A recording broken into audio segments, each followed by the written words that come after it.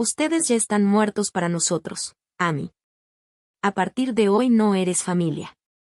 La voz de mi mamá retumbó con fuerza en el salón de la iglesia bautista Cornerstone, frente a unas 40 personas que me habían visto crecer toda la vida. Eso fue hace 2 años, cuando me negué por cuarta vez a firmar como aval un préstamo de $90,000 para mi hermano, que siempre actuaba sin pensar. Me llamo Amy Campbell, tengo 35 años. El martes pasado, esas mismas 3 personas que me habían rechazado estaban en la entrada de mi casa con una pañalera y mi sobrino de 5 meses en brazos. Mi mamá sonreía como si esos 2 años nunca hubieran pasado, mi hermano se veía esperanzado y mi papá solo miraba al suelo. Querían que cuidara al bebé gratis 4 días a la semana. Yo les sonreí también y les dije en voz baja que claro que sí, que los ayudaría. Lo que ellos no sabían era que la esposa de mi hermano ya me había mandado una captura de pantalla a las 3:08 de la madrugada una semana antes. Y para cuando terminara la ceremonia de bendición de ese domingo en la misma iglesia, por fin iban a entender lo que realmente cuesta dejar de ser familia. Si estás escuchando esta historia de traiciones familiares, te invito a que te quedes, te suscribas y comentes desde donde la estás viendo y qué hora es, porque esta historia ha viajado más lejos de lo que imaginas. Pero para entender lo que pasó ese domingo, primero hay que volver 2 años atrás. Pittsburgh, mayo de 2024. En nuestra casa había 2 tipos de hijos, y yo entendí la diferencia antes de aprender a leer. Le llevo 3 años a mi hermano Cole, que nació en marzo de 1994 después de que mi mamá perdiera 2 embarazos seguidos. Cuando él llegó, ella ya había decidido quién era él para ella, un milagro, la respuesta a una oración susurrada en una cama de hospital, el hijo que Dios finalmente le había dado. Yo era solo la práctica, el ensayo. No lo digo con rencor, lo digo como es. Una vez mi mamá le dijo a una vecina enfrente de mí que Amy es muy independiente, pero Cole es el que me necesita. Yo tenía 8 años y recuerdo la luz de la cocina y cómo la vecina asentía como si eso fuera algo normal. Entonces todavía no entendía que independiente era la palabra que usaba mi mamá cuando quería decir no te voy a proteger. A los 10 años ya conocía las reglas de la casa. Si Cole rompía algo, yo lo arreglaba. Si olvidaba algo, yo iba por ello. Si sacaba malas calificaciones, yo ayudaba a inventar la historia antes de que él la contara. Mi papá, Wayne, veía todo desde su sillón en la sala, con su café y el periódico, sin meterse. Una vez, cuando yo tenía 14 años y discutí con mi mamá por el toque de queda, él solo me dijo que no se discute con tu mamá frente a la gente de la iglesia, que todo lo que tengas que decir se dice en la cocina. Y en nuestra casa siempre había gente de la iglesia mirando.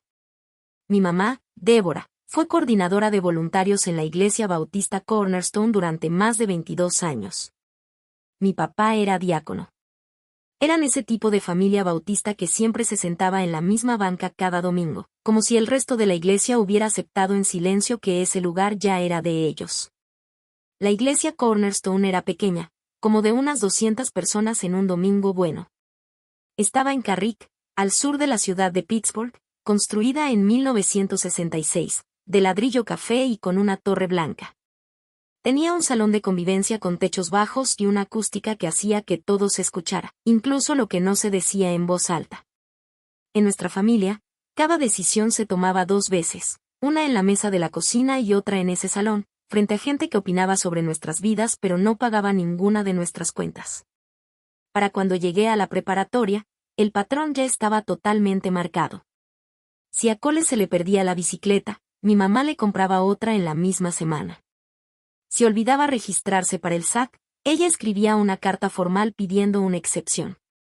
Jugaba basquetbol varsity y el año que lo atraparon haciendo trampa en un examen de química, mi papá llamó en silencio a la escuela, donde conocía al director por la iglesia, y la calificación terminó cambiada. Nada de eso era ilegal, eran pequeñas ayudas que con el tiempo se volvieron costumbre. Yo aprendí a manejar a los 16. A lavar mi ropa a los 12 y a llenar mis propias solicitudes de universidad a los 17, sola en la mesa del comedor. Mientras mi mamá estaba en la otra habitación ayudando a Cole a escribir un ensayo para una clase de escritura creativa que terminaría reprobando. La primera vez que mentí por mi hermano tenía 20 años y estudiaba en la Universidad de Pittsburgh. Él tenía 17 cuando me llamó a las 2 de la mañana desde una estación de policía en Bethel Park, después de que lo detuvieron por beber siendo menor de edad. No lo habían arrestado, solo lo habían retenido hasta que un familiar fuera a firmar por él. No llamó a mi mamá, me llamó a mí. Manejé 3 horas esa noche, lo recogí y le compré papas en un Wendy's a las 2:14 de la madrugada.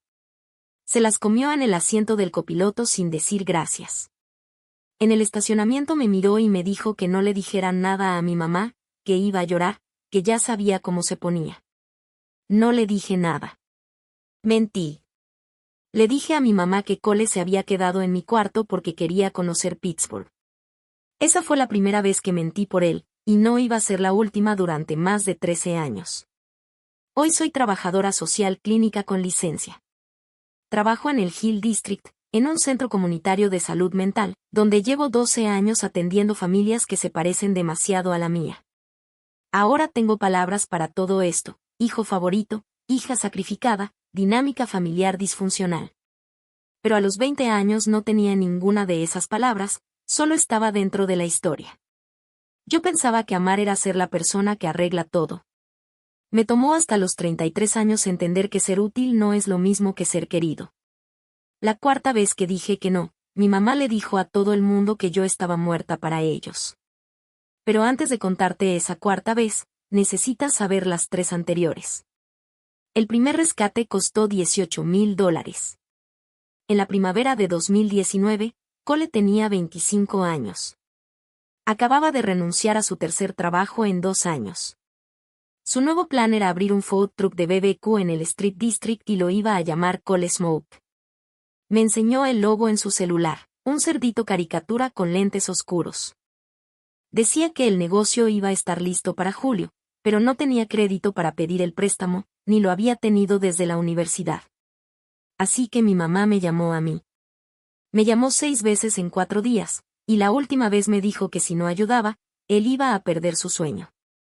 Terminé firmando como aval por $18,000 en Citizens Bank. Nunca hubo food truck. Nunca hubo cerdito con lentes. 6 meses después me llegó un correo con la palabra default en rojo. Llamé a Cole y me dijo que había usado el dinero para otra cosa, que luego me lo regresaba. Le pregunté a mi mamá y me dijo que dejara de hacer preguntas. Dejé de preguntar.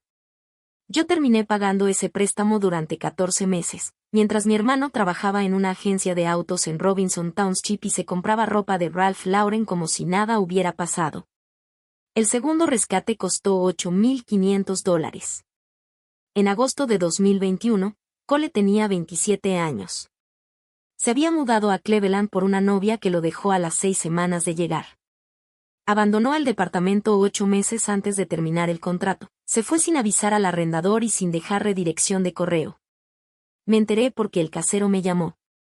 Se llamaba señor Burkhardt, tenía 68 años y un acento fuerte de Pittsburgh aunque vivía en Cleveland. Tenía una pequeña compañía de rentas desde hacía 30 años y había conseguido mi número porque Cole me puso como contacto de emergencia en su contrato. Su hermano dijo que usted se encargaría, me dijo. Ese mismo día tuve que mandar un cheque de caja por $8,500 a Lakeview Properties en Cleveland. Nunca se lo conté a mi mamá. Después entendí algo que en ese momento no vi: en nuestra familia ser contacto de emergencia no era un honor, era una factura. El tercer rescate costó $11,000. En octubre de 2022, Cole tenía 28 años. Otra vez estaba sin trabajo, sin seguro médico y viviendo como podía. A las 3 de la mañana le dio una apendicitis y lo llevaron en ambulancia al UPMC Presbyterian. Lo operaron sin problema, pero la cuenta llegó 3 semanas después. Mi mamá me llamó a las 11:30 de la noche. Estaba llorando de verdad. Me dijo que podía morir, a mí, que mi hermano se podía morir. Me dijo que yo era profesionista, que ganaba bien, que para eso servía la familia. La realidad es que él no se iba a morir, la cirugía ya había pasado, pero aún así mandé los $11,000 porque todavía no tenía palabras para entender lo que estaba pasando en esa llamada. 2 semanas después, mi mamá subió a Facebook una foto de Cole en su patio en Bethel Park, asando carne. La descripción decía: mi guerrero. A mí no me llegó una llamada, ni un mensaje, ni una palabra de agradecimiento. Solo una publicación de Facebook sobre un brisket. En total eran ya 3 rescates, $37,500, 2 mentiras que le dije a mi mamá, una mentira a un arrendador y ni un solo gracias de mi hermano. Y aún hay algo más que yo estaba dejando ir sin darme cuenta. En el otoño de 2022 había sido aceptada en un programa de doctorado en Penn State. Me habían aceptado desde marzo y tenía 3 meses para enviar el depósito y confirmar mi lugar, pero nunca lo hice. El paquete de admisión se quedó en un folder en mi oficina, el sobre ya estaba listo, la estampilla pegada, todo listo para enviarse. La misma semana en la que tenía que pagar el depósito fue la misma semana en la que mi hermano estaba en el hospital y mi mamá me llamaba a las 11:30 de la noche. Tiempo después le conté a mi amiga Tara lo que había pasado con ese sobre. Ella había sido mi mejor amiga desde la universidad en Pitt y me había escuchado hablar de mi hermano durante 15 años. Me miró y me dijo muy bajito, sabes que puedes parar, ¿verdad? O sea, hoy mismo podrías parar. Pero no paré. No iba a parar todavía. Después del tercer rescate empecé a notar algo. Siempre era mi mamá la que llamaba, no Cole. Cole era el que necesitaba el dinero, pero mi mamá era la que armaba todo el discurso. Él se quedaba atrás, mi papá todavía más lejos, y en medio de todo eso solo una persona hablaba realmente.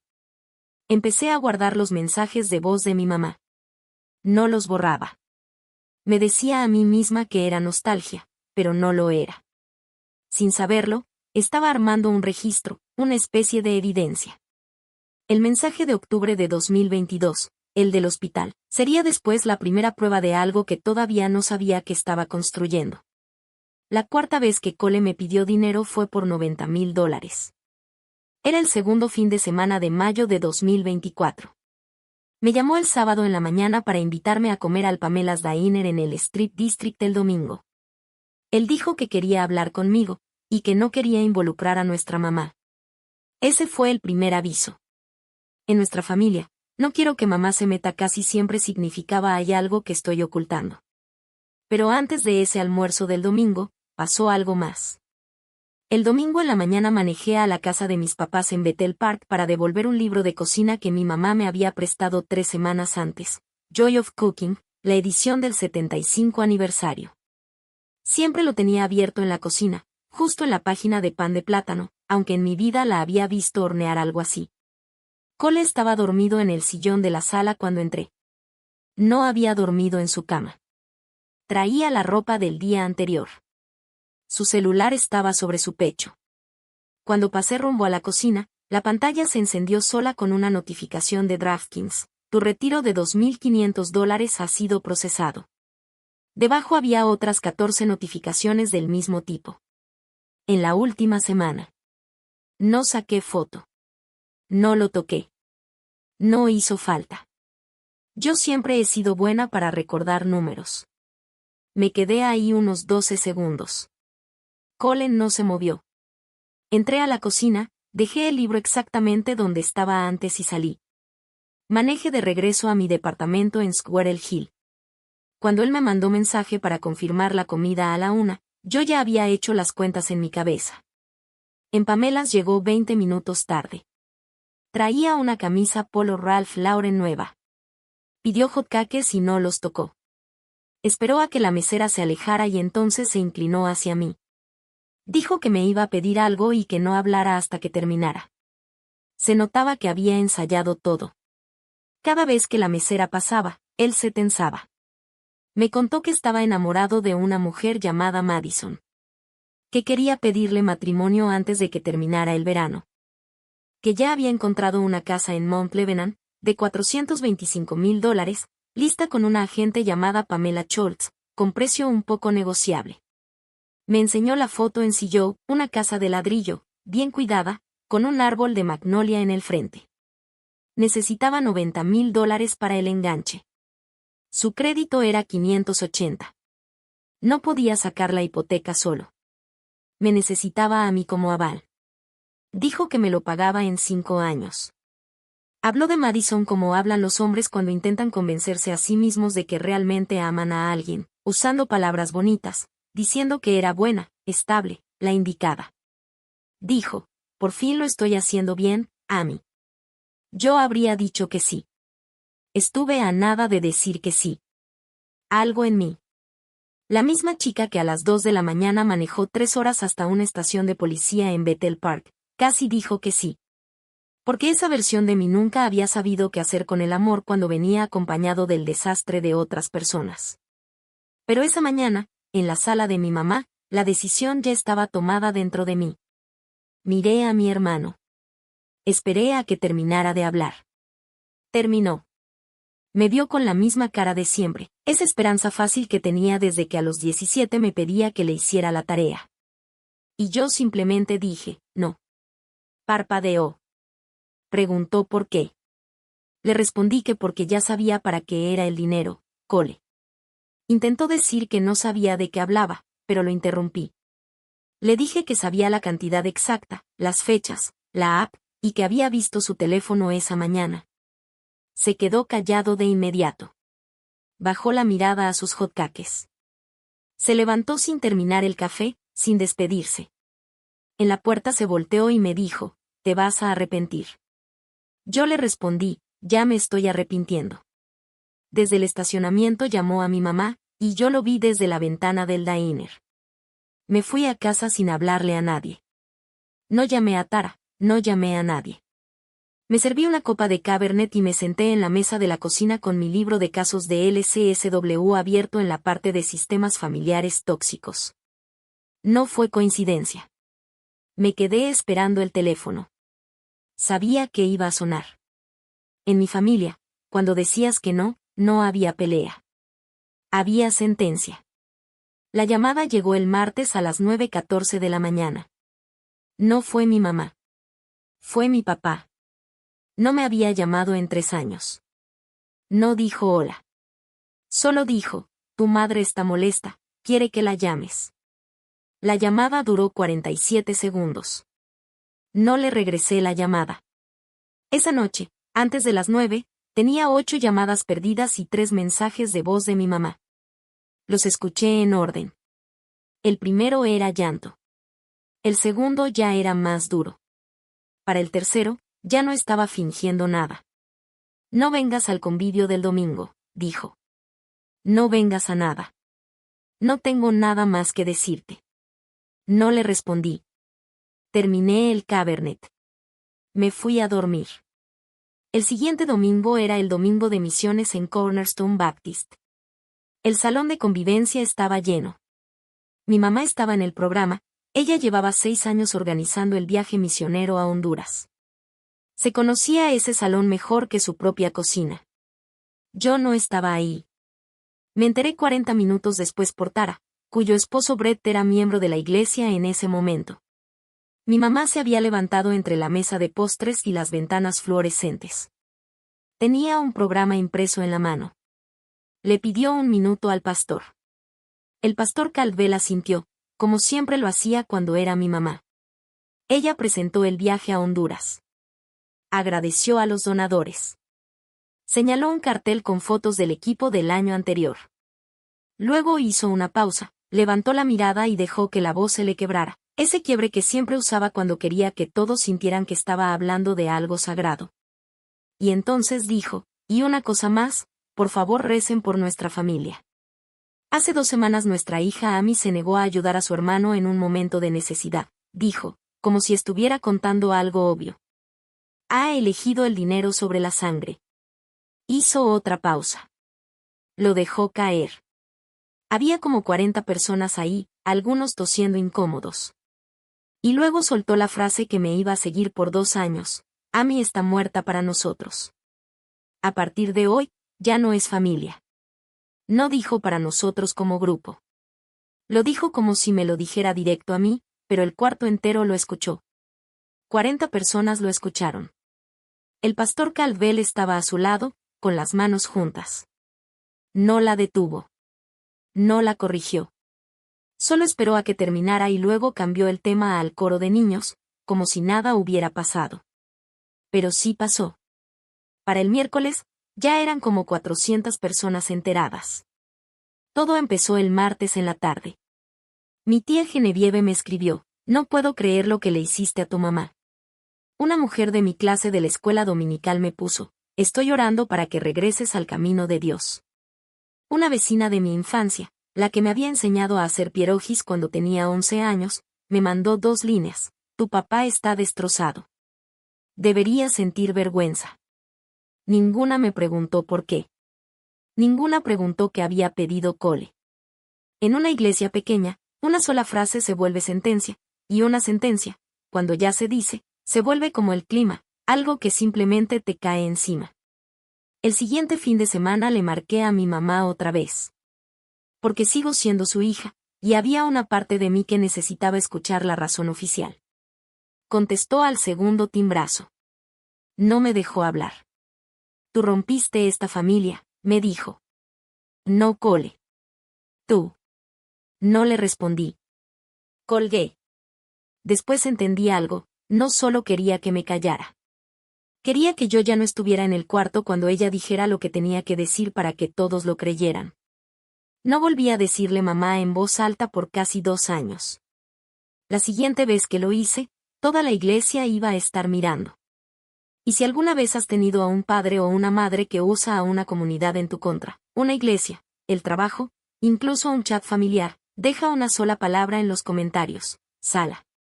Solo eso. Dime qué sala usaron contigo. Porque quiero saber cuántos hemos sido sentenciados en lugares donde antes nos sentíamos seguros. Yo no me desmoroné. Y lo digo claro, porque la versión que mi mamá contó en la cadena de oración del miércoles fue que yo caí. Usó la palabra caer como algunos usan la palabra cáncer, una palabra que lo contamina todo, que insinúa alcohol, que sugiere algo que no se dice completo pero que todos creen igual. Eso implicaba drogas. Implicaba algún hombre en algún lugar que me había destruido la vida. Pero lo que realmente pasó fue otra cosa. En junio de 2024, 6 semanas después del convivio del domingo de misiones de primavera, compré una casa. Una casa adosada de ladrillo en Squirrel Hill. 2 pisos, 2 recámaras, un patio pequeño con una hortensia completamente crecida. Había estado ahorrando casi 10 años.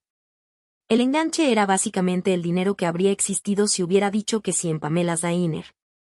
Le llamé la casa del no. Tara me ayudó a mudarme. Llegó a las 8 de la mañana con 3 rollos de cinta y un termo de café. Para el mediodía ya habíamos subido todas mis cajas.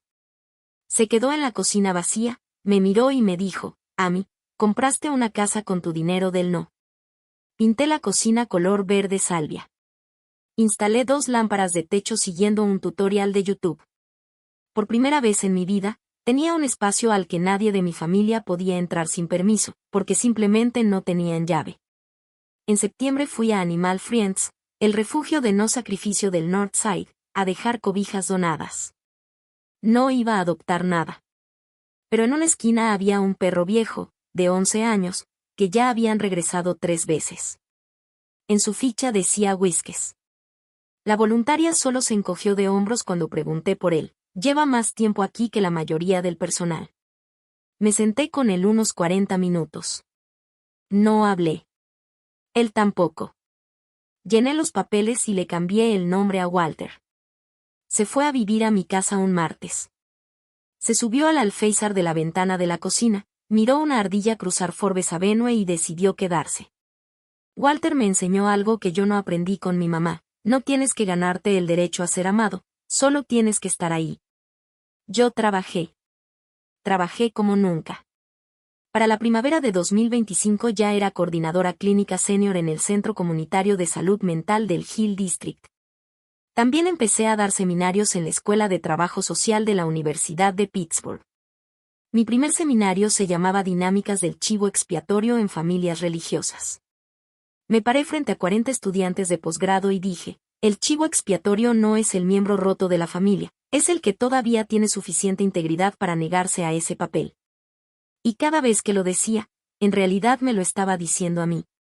El matrimonio de Tara terminó en la primavera de 2025.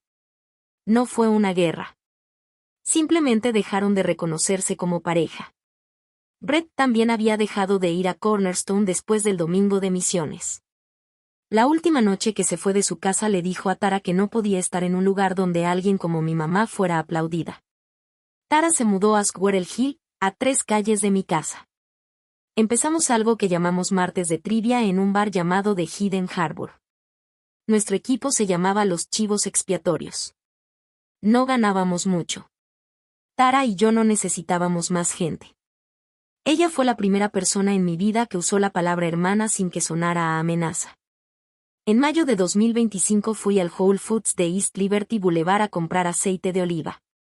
Doblé en el pasillo de suplementos y casi me estrello con una chica con uniforme de asistente dental. Traía una caja de vitaminas prenatales en la mano, leyendo la etiqueta. Levantó la vista, y sonrió. Amy Campbell. Me tomó unos segundos reconocerla.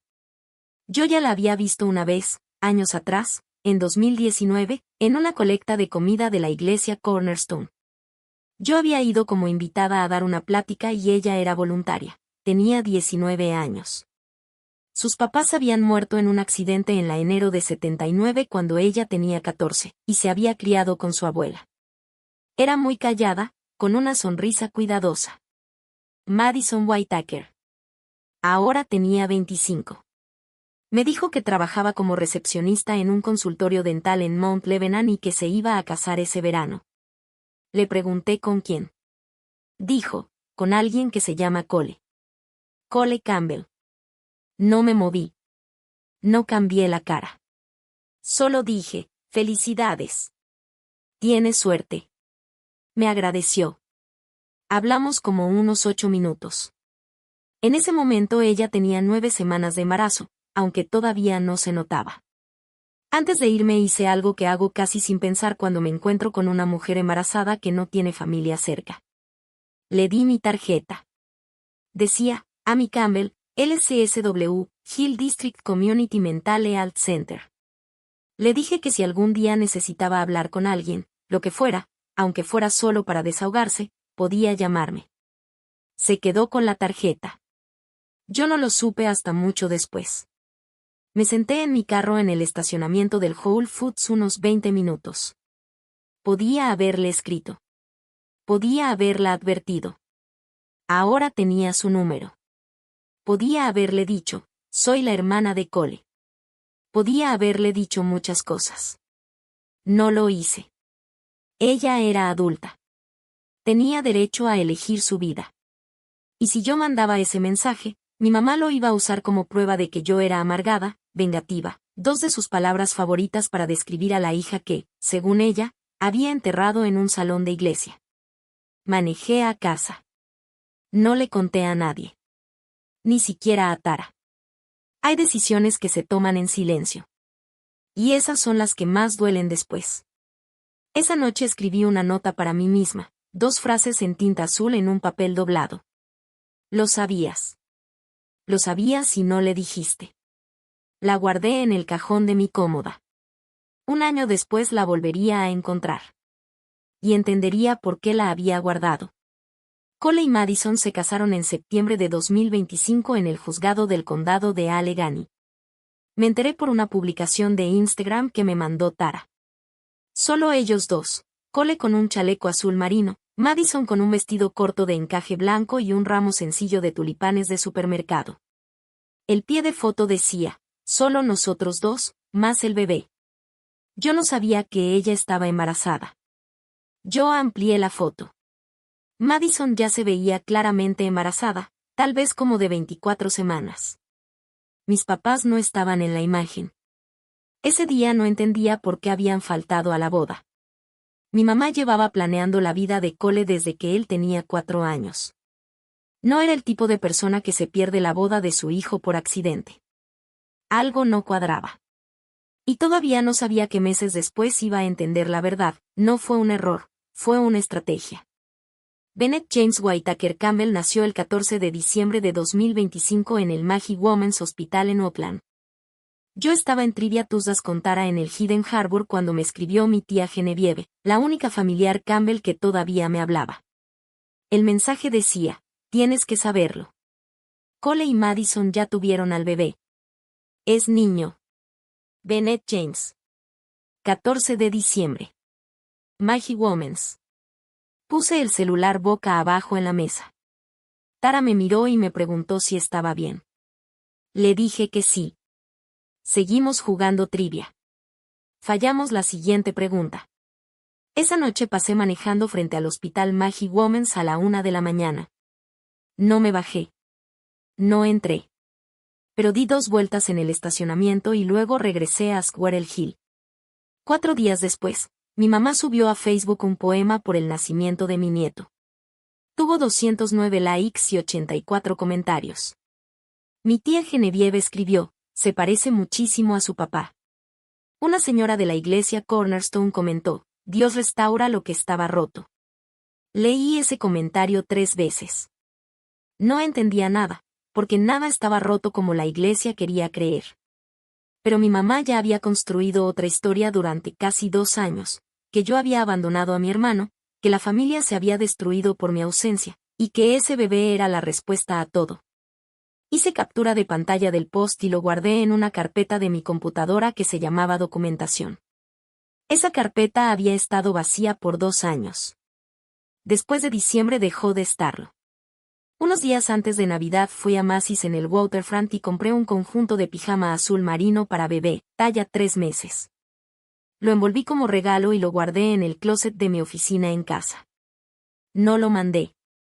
No tenía dirección de Cole ni de Madison, no tenía invitación, no tenía a dónde llevarlo. Ahí se quedó 5 meses. No se lo iba a dar hasta el domingo en el que todo se desmoronó. La primera llamada llegó a finales de abril de 2026. Era mi mamá. Un mensaje de voz de 48 segundos. Su voz era dulce, esa voz que usa en funerales y baby showers, la voz que suena amable pero en realidad está actuando para una audiencia invisible. Decía, Amy, soy mamá. Vamos a bendecir a Bennett en Cornerstone el 17 de mayo. Por favor ven. Tu papá, Cole y yo queremos empezar de nuevo. Bennett merece conocer a su tía. No regresé la llamada. No hacía falta. Ellos ya estaban moviéndose hacia mí. La captura de pantalla llegó un jueves por la mañana. Era el 7 de mayo de 2026. Yo estaba en la cama. Walter estaba a mis pies. Mi alarma todavía no sonaba. Agarré el teléfono como siempre lo hago en la mañana, antes de decidir del todo si ya estoy despierta o no. Había una solicitud de mensaje en Instagram de una cuenta que no reconocí de inmediato, Madison, Wit 92. La foto era ella con el bebé Bennett. El mensaje había sido enviado a las 3:08 de la mañana, la noche anterior. Me senté. Lo abrí. Amy, no sé si me recuerdas. Nos vimos en Whole Foods el año pasado. Me casé con Cole. Soy la mamá de Bennett. Algo no está bien y no confío en nadie. Encontré esto en su teléfono anoche. No sé qué hacer. Por favor no le digas a nadie que te escribí. Debajo venían 4 imágenes. Me quedé sentada en la orilla de la cama como 2 minutos antes de abrir la primera. Era una conversación de mensajes entre mi hermano y un contacto guardado como Hallie. Tenía 23 años. Era bartender en un hotel en Tampa donde Cole se había quedado durante una convención de suministros industriales de 4 noches en marzo. Después supe que en realidad había pasado 3 de esas noches en su departamento. Cole, 22 de abril, 11:47 de la noche. Lee. Firmamos en agosto. Nos vamos a ir. Hallie, Babe, por fin. Te amo. Cole, ya estoy fuera de aquí. Ya fue.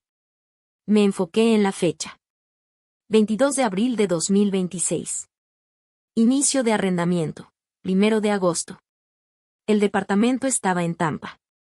Clave 813. Había otra vida esperando por él. Con fecha, con dirección, con una mujer que no era la madre de su hijo. La segunda imagen era otra conversación, esta vez con alguien guardado como mam. Cole, 4 de mayo, 9:12 de la noche. Mamá, hay que dejar esto listo. Amy tiene que conectar con Bennett antes de julio. Ya te dije, dale la pañalera. Hazlo ver como algo del bebé. Ella no le dice que no a un niño. ¿Entonces sí lo va a cuidar mientras yo estoy en Tampa? Sí. Ella ya está emocionalmente enganchada. Leí la última línea 2 veces. Luego 3. Para cuando Madison se dé cuenta, el bebé ya va a tener otro hogar. Mi mamá ya tenía un plan. Y el plan era yo.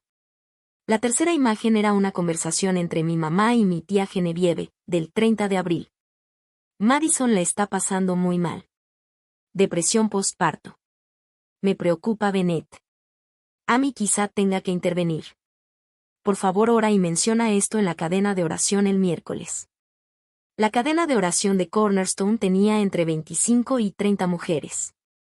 Mi mamá ya estaba preparando a toda la iglesia para lo que iba a decir después. La versión oficial iba a ser que Madison era inestable. El anuncio iba a decir que yo había dado un paso al frente. Que Bennett ahora estaba en mejores manos. Para cuando el resto de la iglesia escuchara la historia, el relato ya iba a estar armado desde antes. No era solo mentira para Madison. Era una mentira para toda la congregación, y llevaba semanas construyéndose. La cuarta imagen no era una captura de pantalla. Era una foto de una hoja de cuaderno arrancada a la fuerza, con tinta azul, la esquina rota. Amy, perdón. Debí llamarte hace un año.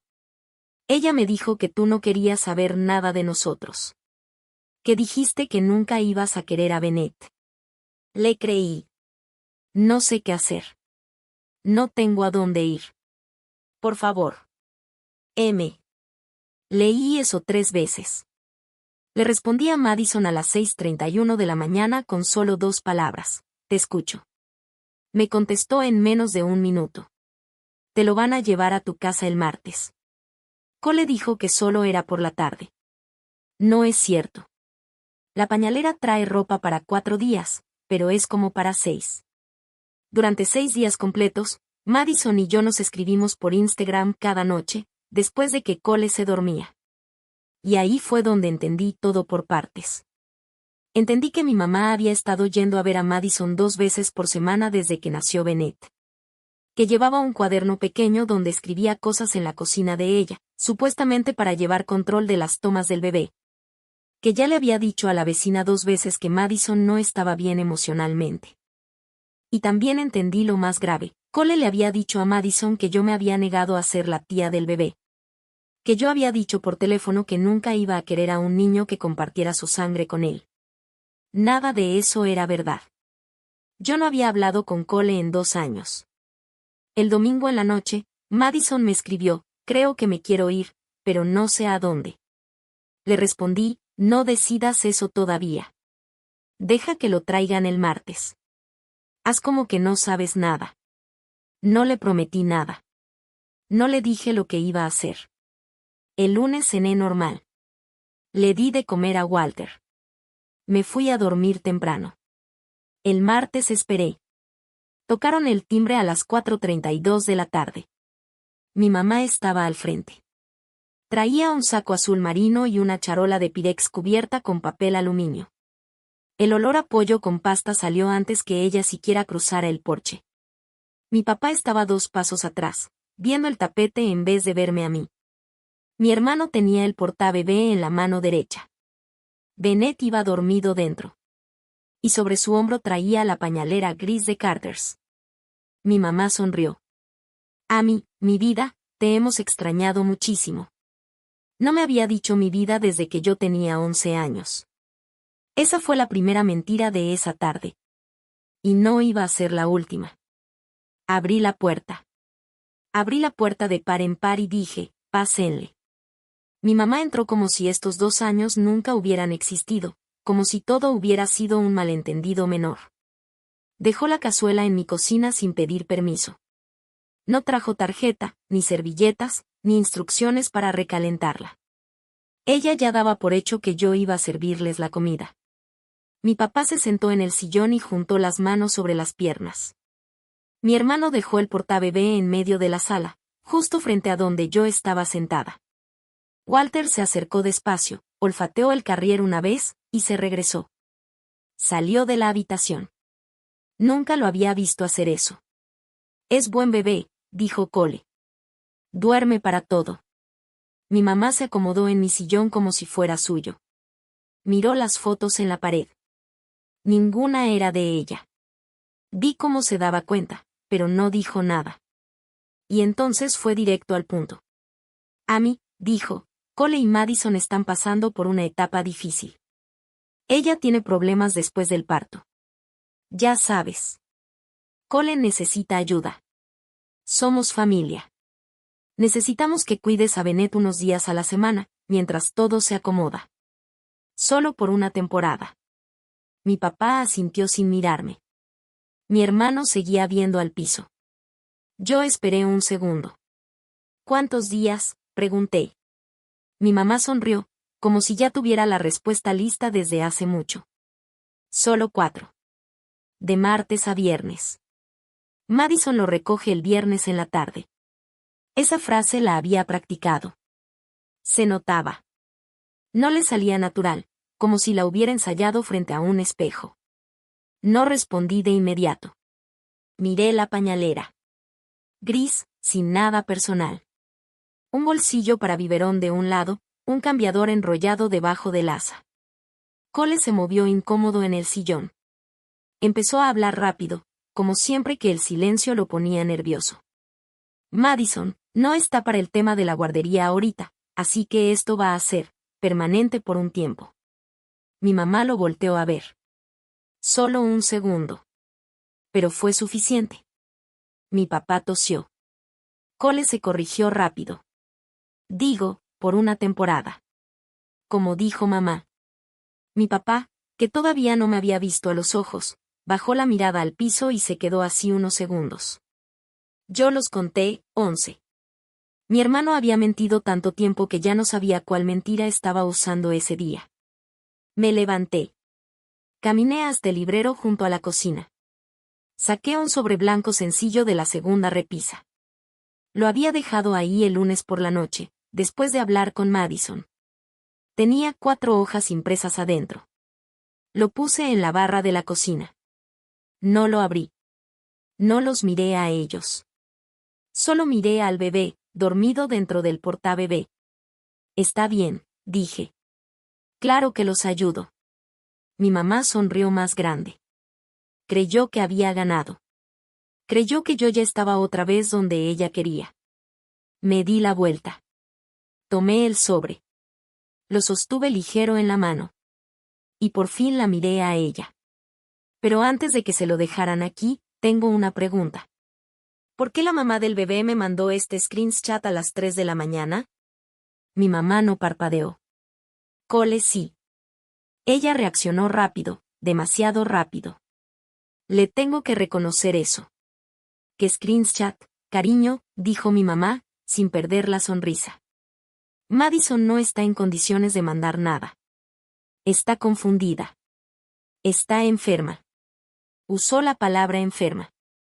Esa fue la tercera mentira. Mi papá no levantó la mirada. Mi hermano empezó a frotarse la pierna con la mano, lento, como cuando tenía 12 años y sabía que lo iban a cachar. Yo no discutí. Solo dejé el sobre en la barra de la cocina. Lo abrí. Saqué una sola hoja. Blanco y negro. Era la conversación entre Cole y Hallie. La del 1 de agosto. La deslicé hacia mi hermano. Él la vio. Sus ojos se movieron rápido. Luego me miró. Eso no es lo que parece, dijo. Mi mamá se levantó. Todavía no había visto la hoja. Tenía que verla. Caminó hasta la barra despacio, como alguien que ya sabe lo que va a encontrar. Leyó. No dijo nada. Se quedó mirando a Cole. Cole, dijo. Cole, esto es. Él intentó hablar. Mamá, no es. Lo interrumpí. Hay 3 hojas más en el sobre, mamá, dije. ¿Las quieres leer aquí, o prefieres llevártelas a la casa? Se sentó otra vez. Su mano estaba temblando. Nunca había visto la mano de mi mamá temblar. En 46 años, nunca. Saqué la segunda hoja. La dejé sobre la barra. Ya no la empujé hacia nadie. Solo la dejé ahí, esperando. Ella se acercó sola. La leyó. Era su propio mensaje. Ya está enganchada. Sí. Para cuando Madison se dé cuenta, el bebé ya va a tener otro hogar. El cuarto se quedó en silencio. Bennett hizo un sonido chiquito dentro del portabebé. Mi papá, que llevaba casi 10 minutos sin moverse, dijo la primera frase que me dirigía en 2 años. Débora, ¿qué es esto? Se levantó. Caminó hasta la barra. Agarró la hoja. La leyó sin lentes, o sea, sin poder leerla bien, pero entendiendo lo suficiente. La dejó caer. Me miró. Me dijiste que Amy quería cuidarlo, dijo.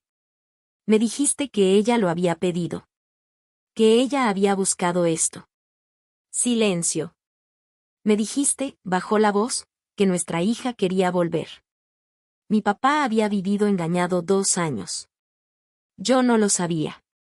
Él tampoco. Mi mamá había construido su versión de la familia en la misma sala donde mi papá había estado sentado todo ese tiempo, sin ver nada, escuchando una hija que no existía. Una versión de mí hecha a su medida. Yo no me moví. Y dejé que él lo entendiera. Silencio. Cole se sentó en el tapete junto al portabebé. Y empezó a llorar. Pero no ese llanto que mi mamá podía fingir en una llamada un martes en la noche. Era otro tipo de llanto, el de un hombre que por fin se da cuenta de que llevaba mucho tiempo viéndose la cara sin querer reconocerla. Amy, yo no sabía qué hacer. Hallie, Madison, yo solo. Mi mamá intentó intervenir, pero no la dejé. Cole, le dije, tienes 32 años. Tú firmaste el contrato del departamento, ¿verdad? No, mi mamá. Él me miró con los mismos ojos de cuando tenía 17 años y comía papas de Wendy's en mi coche, como si todavía fuera ese mismo niño. No me moví. Tenía una sola pregunta. ¿Dónde está Madison ahorita? Colin no contestó. Mi mamá lo hizo rápido. Está en su casa. Está bien. Ni siquiera sabe que estamos aquí. Asentí. No, dije. Sí sabe. Levanté la mirada. Me escribió anoche. Sabía perfectamente que la pañalera traía ropa para 4 días. En ese momento mi mamá entendió algo. Madison no era la pieza débil que ella creía. No alcé la voz. Me acerqué a mi papá. Papá, le dije, llévate a Bennett con su mamá. Hablamos el domingo después de la bendición. Asintió. Agarró el portabebé sin decir nada. No miró a mi mamá. Mi hermano se levantó, se sacudió las manos en el pantalón y salió sin mirar a nadie. Mi mamá fue la última. Ya en la puerta se volteó. Abrió la boca, pero no le salió nada. Y se fue. Cerré con llave.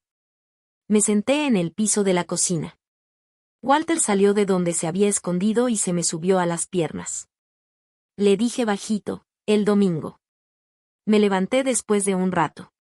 Regresé a la sala. La pañalera seguía junto al sillón. La habían dejado. No sé si a propósito o no. La tomé. La abrí. En un compartimento interior estaba el papel que Madison había escondido. Doblado 2 veces. La misma tinta azul de la foto. Lo leí otra vez. Por favor. M. Me lo guardé en la bolsa. Y la llamé. Nos vimos al día siguiente en una cafetería de té en Forbes Avenue que se llama The Azores. Madison llegó 12 minutos tarde. Bennett estaba en su carreola, dormido otra vez.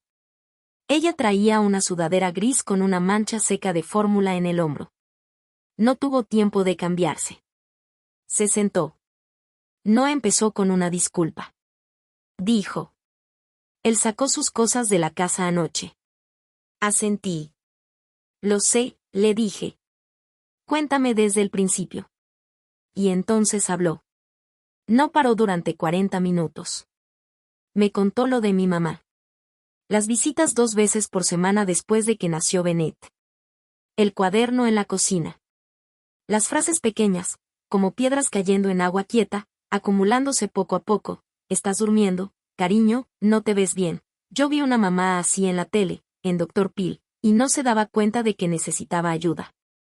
Y ahí entendí que todo había sido armado mucho antes de que yo abriera esa puerta. Y Amy era tan fría, ni siquiera quiso conocer a Bennett. Dijo que no quería nada que ver con él. Madison no tenía a su propia mamá a quien llamar. Su abuela había muerto en 2022. No tenía tías, no tenía tíos, no tenía hermanos. Nada. Las mujeres de Cornerstone habían sido lo más cercano a una familia desde que ella tenía 19 años. Era ese tipo de familia de iglesia, cazuelas, visitas, cadena de oración, todo muy amable en la superficie.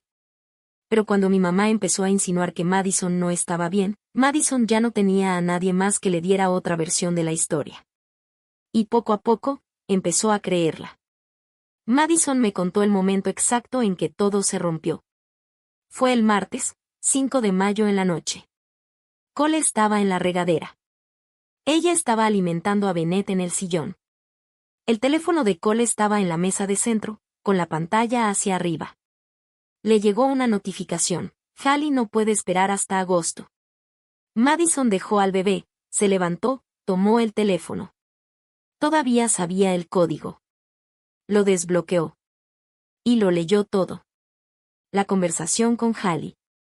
Los mensajes con mi mamá. Y el texto de mi mamá a mi tía Genevieve sobre la cadena de oración. Le tomó fotos a todo. Cerró el teléfono. Lo dejó donde estaba. Regresó con el bebé en brazos.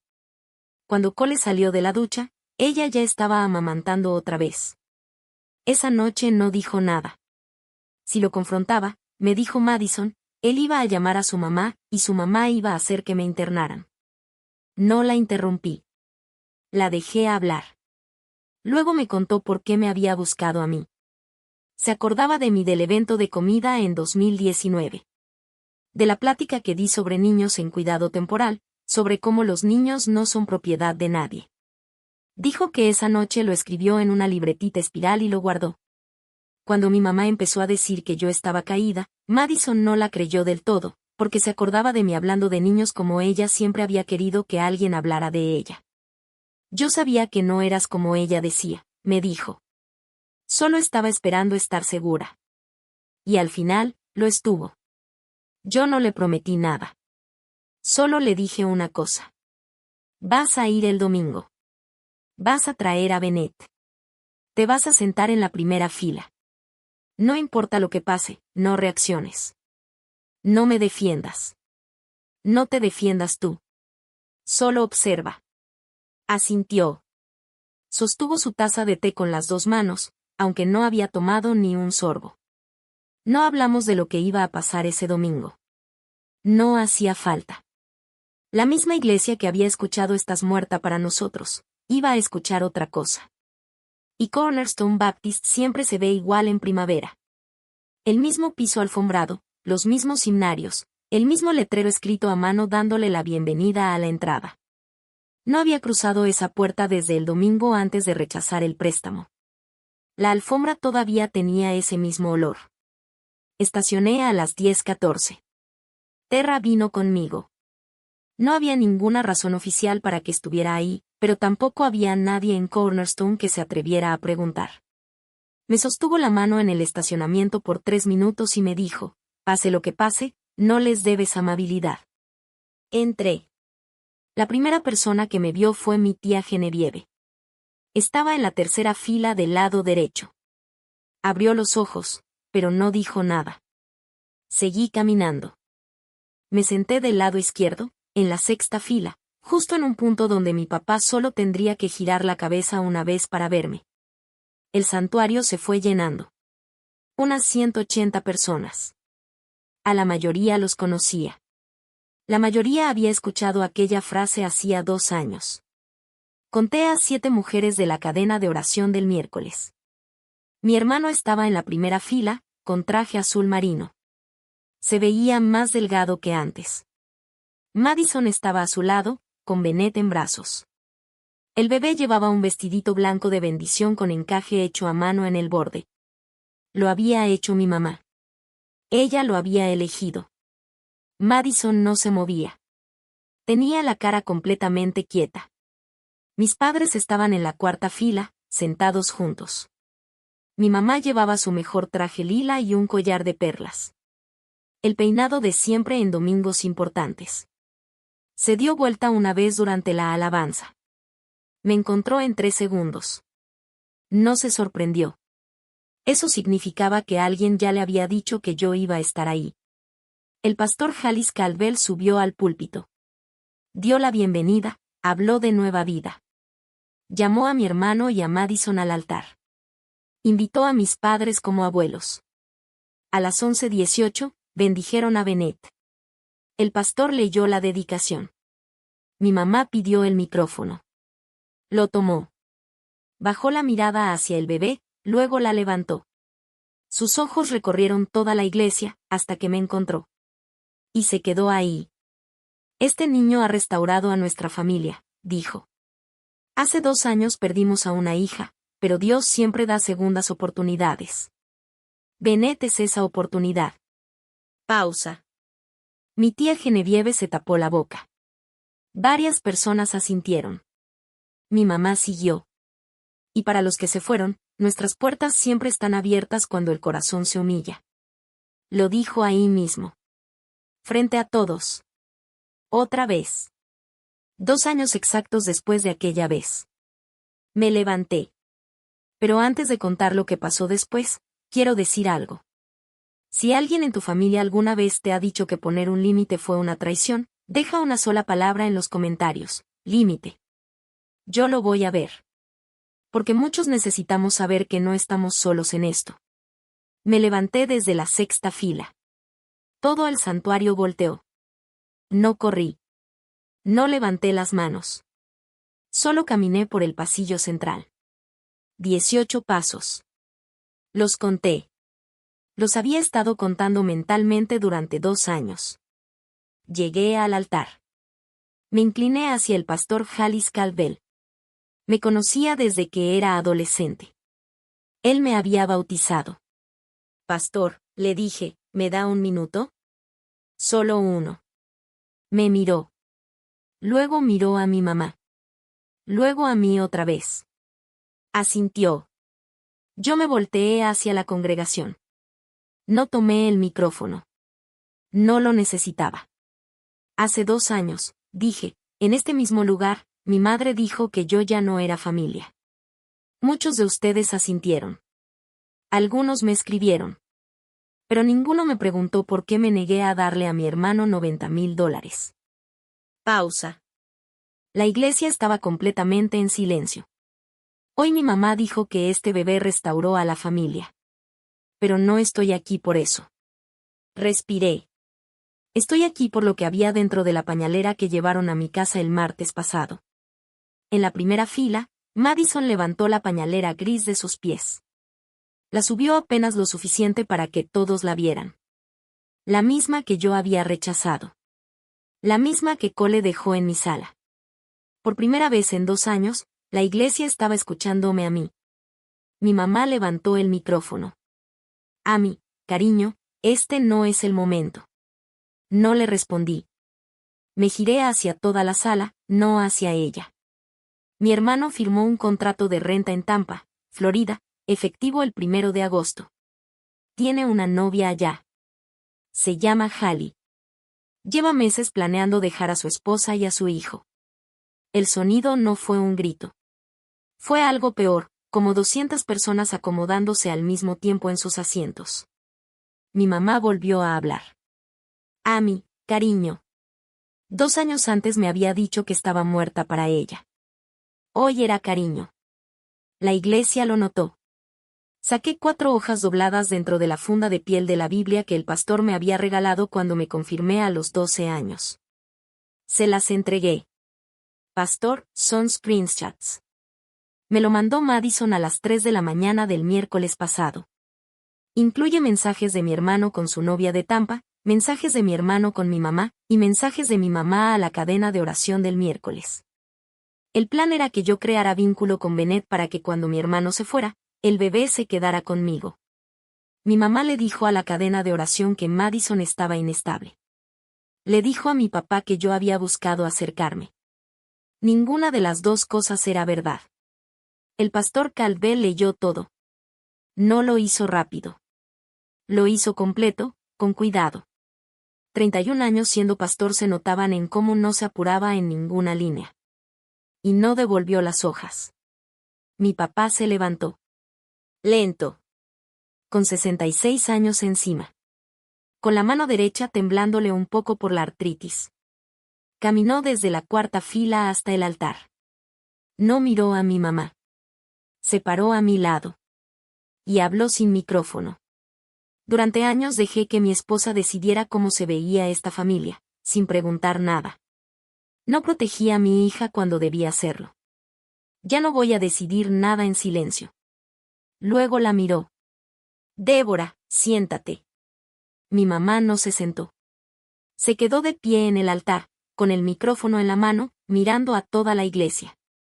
Había construido su autoridad en ese lugar durante 22 años. Y no había entendido que la autoridad también se puede deshacer, en segundos. Conté el silencio. 22 segundos. Bennett hizo un sonido bajito en brazos de Madison. Fue lo único que se escuchó. Una de las mujeres de la cadena de oración del miércoles, Carol Yates, la misma que me daba clases en la escuela dominical cuando yo era niña, se levantó y salió por la puerta de atrás. Sin voltear. 2 mujeres más la siguieron.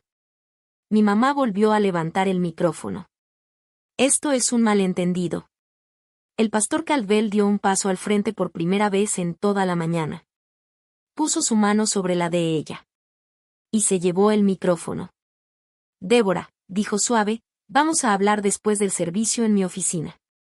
Se quedó ahí 4 segundos más. Y luego caminó sola de regreso a la cuarta fila. Mi papá no se sentó junto a ella. El pastor miró a Madison. Madison, ¿quieres llevarte a Bennett a casa con tu cuñada? Creo que la bendición de hoy ya fue recibida. Madison se levantó.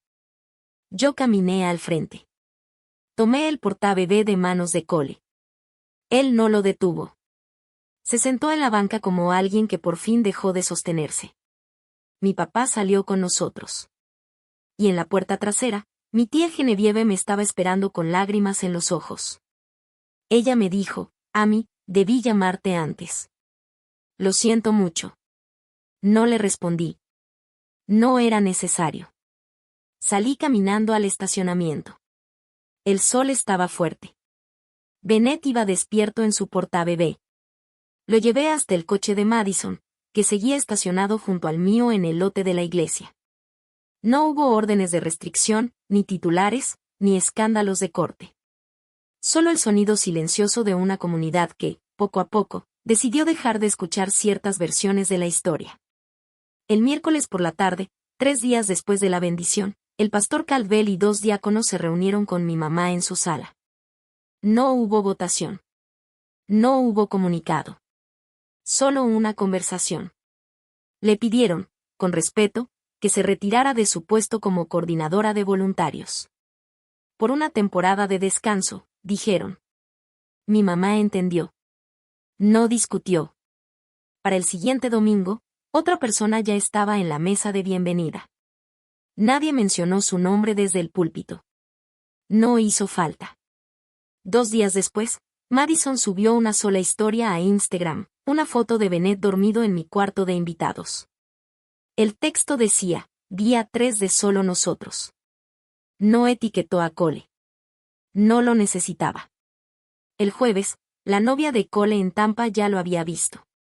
El viernes lo bloqueó. Luego puso en su bio, soltera. No por elección. Yo nunca la conocí. Y ya no importa. El jefe de mi hermano, el señor Overin, dueño de una empresa regional de Buck y también diácono en Cornerstone, estuvo ahí ese domingo. No lo despidió. Pero lo movió a inventario. Sin clientes. Sin comisiones. En un solo llamado, mi hermano perdió $22,000 al año. En 10 días ya no podía pagar su departamento. Se mudó al sótano de mis papás en Bethel Park. Mi papá puso una sola regla: no hablas con Amy hasta que ella te lo permita. Colin no me ha llamado. No me ha escrito. Y yo aún no decido si algún día lo haré. Madison inició el divorcio con ayuda de un asistente legal del Pittsburgh Legal Aid Network, un recurso que yo ya conocía por trabajo. El proceso en la corte del condado de Allegheny fue completamente normal. No había bienes que dividir. El juez le dio la custodia principal. Cole firmó sin pelear. No hubo drama. Solo el silencio de un matrimonio construido sobre una mentira, y la decisión de dejar de sostenerla. Madison se mudó conmigo al principio solo por 2 semanas. Luego 3. Luego 1 mes. Yo desocupé mi oficina en casa. Compré una cuna en el Target de East Liberty. Pintamos la pared detrás de la cuna del color que ella eligió, lino heredado.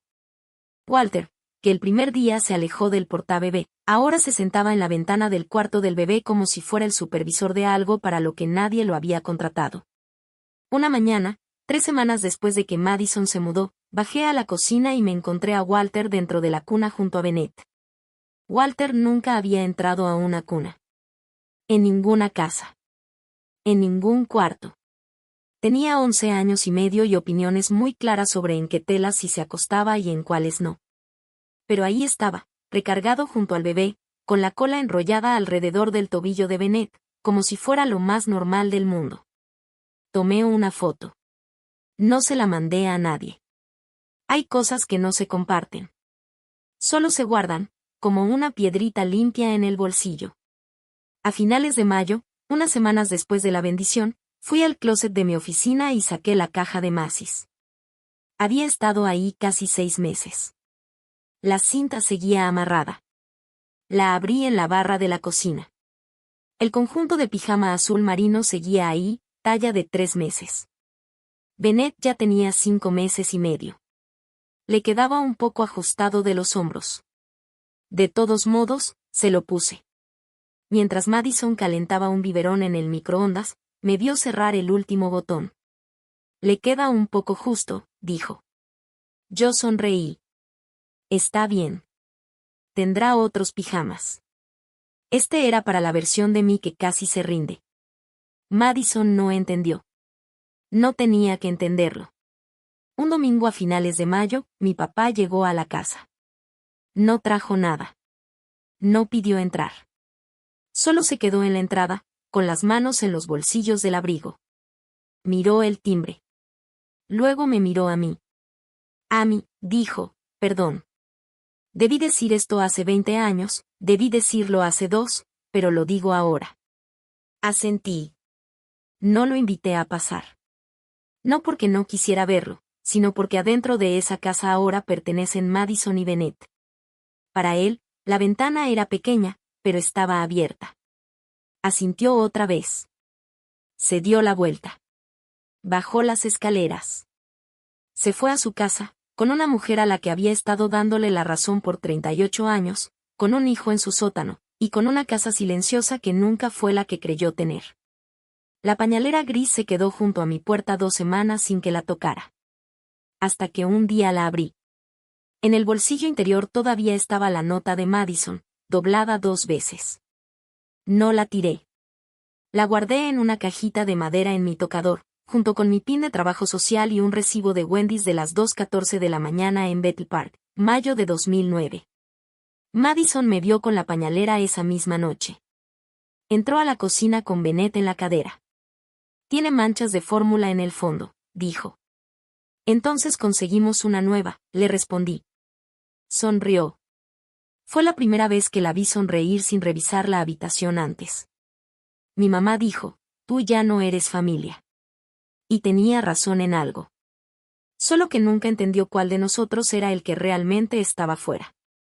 Si alguna vez ha sido la hija que dijo no, o la esposa que tomó el screenshot, o la mujer que por fin salió del cuarto donde le estaban juzgando, deja una sola palabra en los comentarios. Quédate.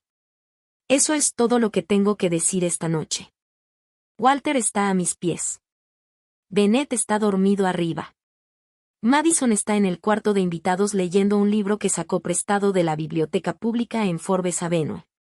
Afuera, la luz del porche está encendida. Esta no es la familia en la que nací. Es la familia que construí cuando nadie estaba mirando. Y es suficiente. Más que suficiente.